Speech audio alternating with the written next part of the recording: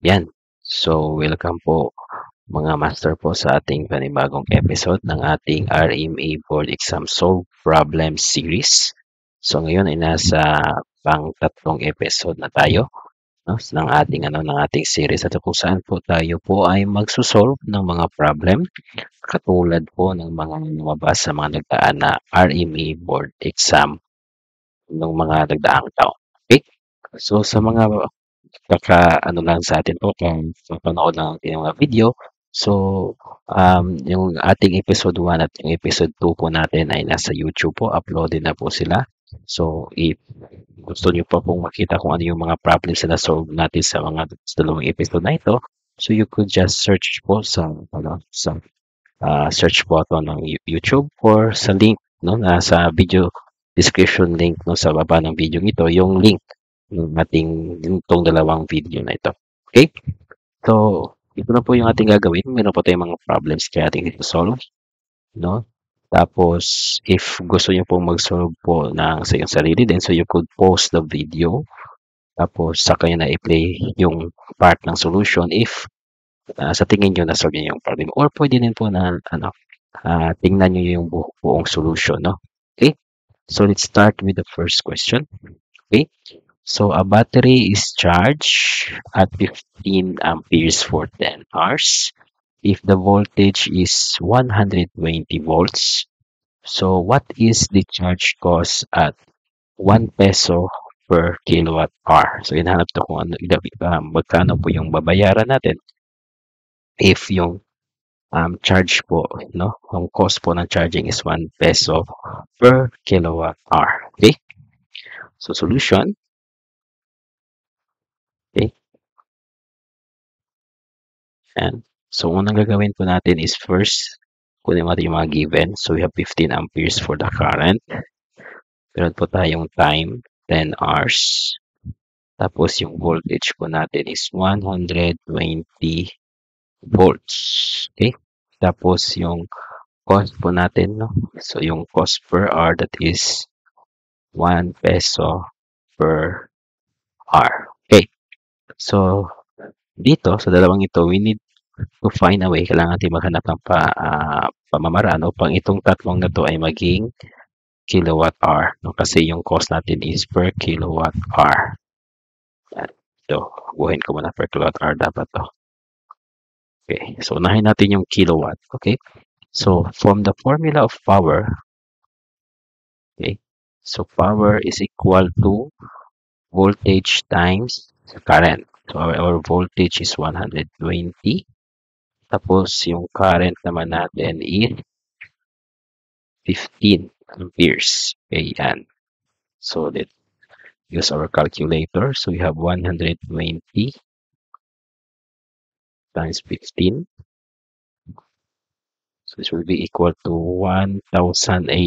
So, mabot na yung 1,800 watts. But we need kilowatt. So, ang gagawin natin, i-divide po natin yung 1,000 para maging kilowatt. So, we will have 1,800 divided by 1,000. So, this will be equal to 1.8. So, we have 1.8 kilowatt. Yan. Tapos ito is gawin natin kilowatt hour, no? So, mga ito is we will now have our energy. So, energy is equals to the power times the time. So, yung power natin is 1.8 kilowatt. Yung time natin is in hours, no? Which is 10 hours, no? Dito para magamit yung formula na to, dapat yung time nyo, yung T, must be in hours. Okay? So, we have 1.8 times 10. So, that is equal to 18. Yan. 18 kilowatt hour. Okay? So, to solve for the total cost, yan po, CT, total cost natin of charging. So, that will be our energy times our C, or the cost per kilowatt hour. So, you have 18 kilowatt hour times 1 peso per kilowatt hour. So, mangyayari, makakasa itong kilowatt hour. So, we have 18 times 1. So, our charging cost is equal to 18 18 pesos, which is letter B. Okay, now let's proceed to the next problem. So if 18 resistances each of a value of 36 ohms are connected in parallel, then the total resistance is so in have this total resistance kung saan meron po tayong labing walo na resistances connected in parallel. Okay, solution. So to get the total resistance, no, kapag ito yung given, kunyari meron tayong equal resistances, kunyari 2 ohms, tapos 10 sila na connected in parallel. So the formula for that one is the total resistance, no, is just equal to the value of the resistance divided by how many resistance are connected. Okay, for example, in this problem, so mayroon tayong ang value ng ating resistance, no, ay equal ng lahat ng resistance dito na connected in parallel. 36, no, 36 ohms. Tapos ilan sa lahat ang naka-connect in parallel? So this will be 18. So you have 18 resistances. So 36 divided by 18, that will be 2 ohms. So the correct answer for this one is letter B. So this formula is applicable po sa lahat ng mga resistances which are equal and connected in parallel. Okay, next. Then we have this one, no? A 25-watt incandescent bulb rated at 120 volts, when operated on a 120-volt line, has a burnout and has to be replaced as soon as possible. So there are several lamps available, but not the same rating. So which of the bulbs below should be used to approximate the power consumption of the busted bulb? So hinahanap nito is kung ano yung bulb, no, sa mga sa choices ang pwedeng i-replace, no?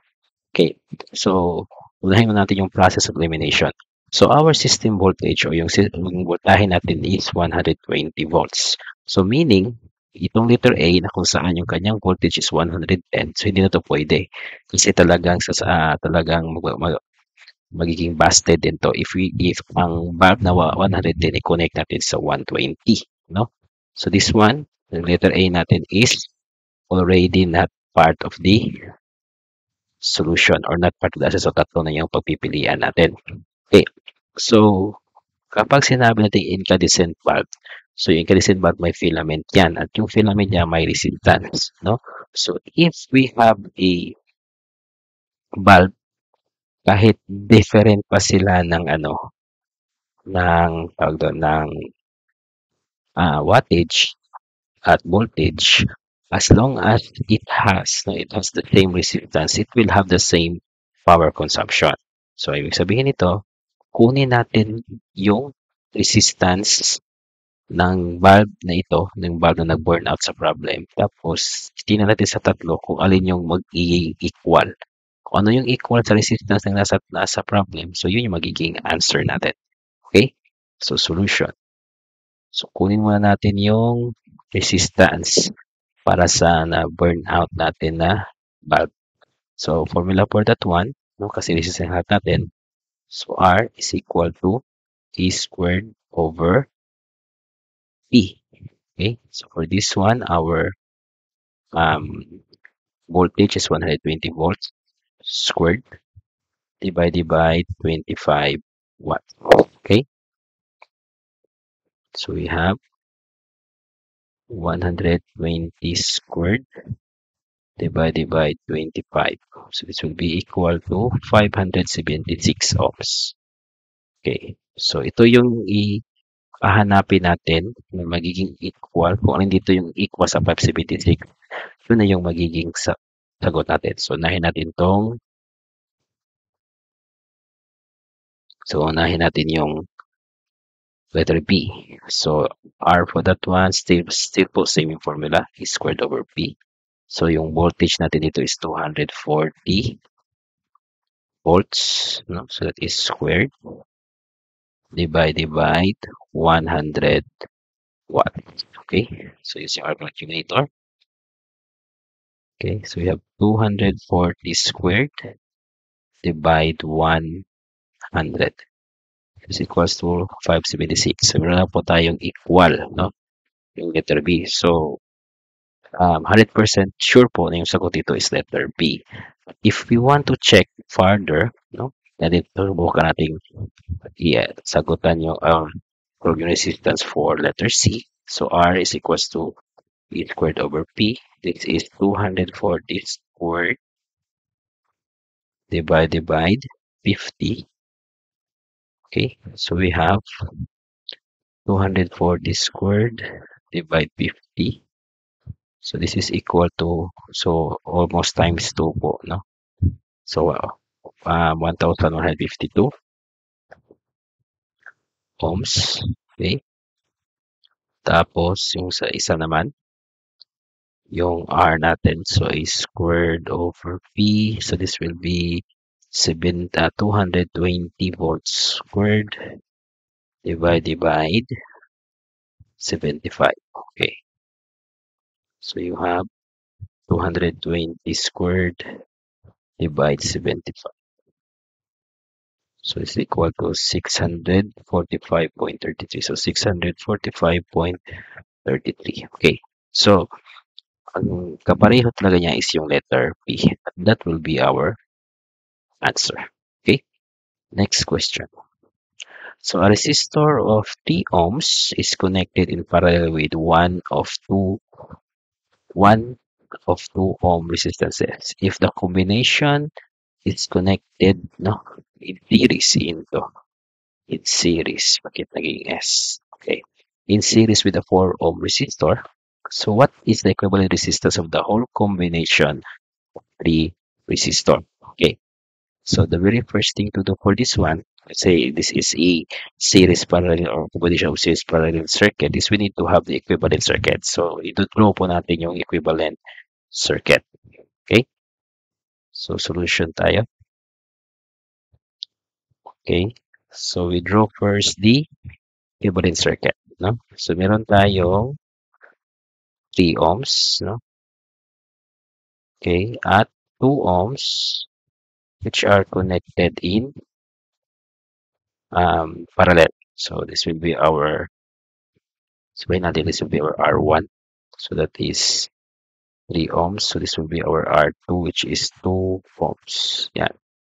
Tapos itong dalawa is naka-connected in series to a 4 ohm resistor. Okay. Yan. This is our resistor. So this will be our R3 which is 4 ohms.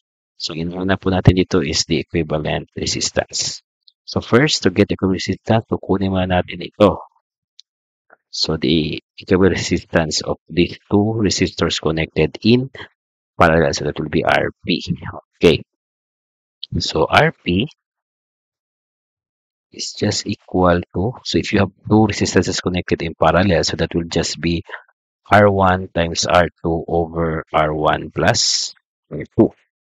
So substituting, so we have yung R1 natin is 3, yung R2 is 2, divided by 3 plus 2. So you have 6 over 5 ohms. So mangyayari, itong equivalent resistance ito is now in series with the 4 ohm resistance. So to get now the equivalent resistance, so series itong dalawa, no?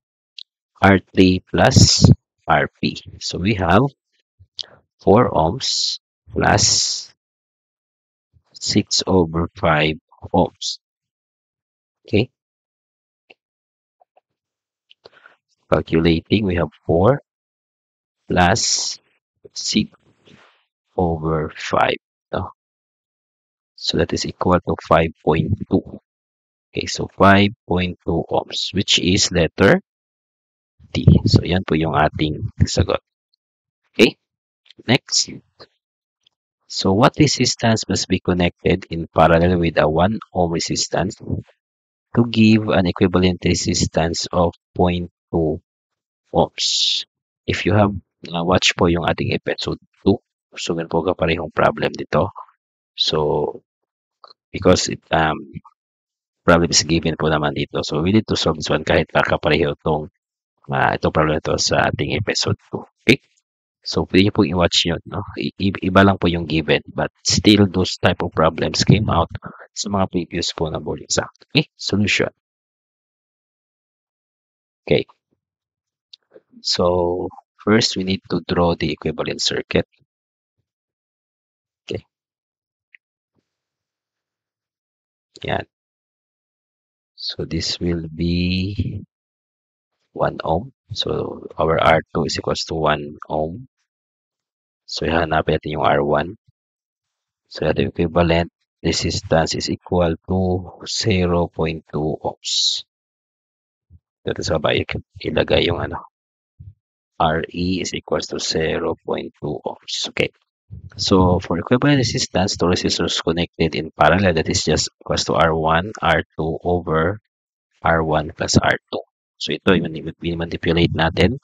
So ilipat din sa kabila. So we have RE is equals to R1 plus R2 is equals to R1 times R2. Then we just substitute the given. No? So our RE is 0.2. Our R1 is yung hinahanap natin. Yung R2 is 1 ohm. So we have also R1 hinahanap times 1. Then, ito i-substitute natin or i-distribute natin. So we have 0.2 R1 plus 0.2 is equal to R1. No? Kasi yung R1 times 1, so that is just equal to R1. Lipat din sa kabila to. So this is positive. Pag lipat sa kabila, magiging negative. So 0.2 times R1 minus 0.2 R1. So 1 minus 0.2, that will be 0.8. So 0.8 R1. So divide both sides by 0.8 para masolve po natin yung R1. So using our calculator, so 0.2 divide 0.8. So we have 0.20. Answer. Lagyan po natin ng ano. Para naman po talaga ito yung ating answer. So 0.25 ohms, which is letter B. Okay? Next, no? So nothing problem. So what is the diameter of a copper wire having a cross-sectional area of 3,969 circular meters? Yung hinahanap po dito is circular meters. Okay. So I don't know po if yung magiging sagot pa natin in mm, mil, inch, or mm. No? So unahin muna natin yung ating circular meals, gawin po nating meals. Okay. So, circular meal is equal to d squared. So, yung d squared, that is now the diameter of a wire in meal. So, kung solve natin yung d, so we just square root both sides. So, d is equals to square root of the circular meal. Then, substituting, so we have 3,969. Okay, using our calculator. So, we have the square root of 3,969. So we have 63. Okay. 63 mil. So, wala po sa choices. Now we need to convert this one to inches. Okay. So, yung 63 mils natin, so yung 1 inch, no, is equal to 1,000 mils. So, nangyari dito, yung ating 63 mils is equal to, so 63, so 63 divide 1,000 po yan, divide 1,000. So that is equal to 0.063. So 0.063 inch. No? So wala pa rin po sa choices. So we need to convert this one into mm. Okay? So 0.063 inch. Okay? So yung ating yung ating 1 inch. Okay? Walang h dito. So 1 inch is equal to 25.4 mm. Yan. So let's have that one. So times 25.4. Okay. Yan. Wait. Tingnan doon. Equals times 0.063 times 25.4. Yan. So that is 1.6. No? So 1.6 mm. So the correct answer will be letter A. And so dito sa problem na to, all you need to do is to know the conversion, no, from cm, square meters to mils to inches, and inches to mm, no? And okay, next. Okay, so a small light bulb with a resistance of 1,000 ohms is connected across a 120 volt line. So what is the current to the bulb? So this is just ohms lang po talaga to. Okay, so I is equals to E over R, no? Yan. Okay. So we have 120 volts divided by 1,000 ohms. So this is equal to 120 divided 1,000. So that will be equal to 0.12. So 0.12 amperes, which is letter B. Okay? Yan. So yan po yung last nating question or problem for this episode ng ating RMA board exam solve problems. No? So, at ano po, support this channel po, don't forget to like the video, subscribe po so that makakaroon po tayo ng ng pagkataon po para makapag-post pa po ng maraming video katulad dito. And I have also some link, no, on some of my online review, no, recorded videos na naka-upload din po sa channel nito. So all of this video link, including the episode 1 and episode 2 of this series, ay nasa ano po, video description sa baba. Okay? So I hope you learned something in this video, and as always, enjoy learning po.